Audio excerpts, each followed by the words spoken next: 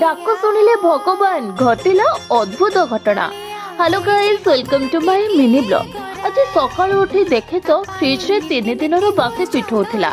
जेहेतु मम्मी नथिला आउ के बे रोसे करिवो, ताकू पिठा करी खाई ऑफिस पळेथली।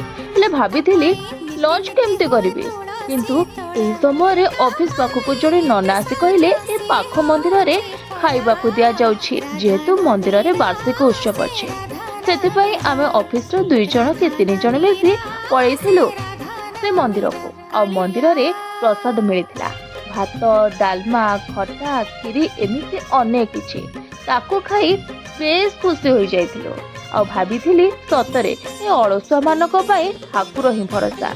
देखुनांती केमिति आपे आपे नना आसी कहले आ जोगो को भात, डालमा, खटा मिल गला। आ ताको खाई आम ऑफिस भी खुशी गला। देखुनांती केमिति कहउछन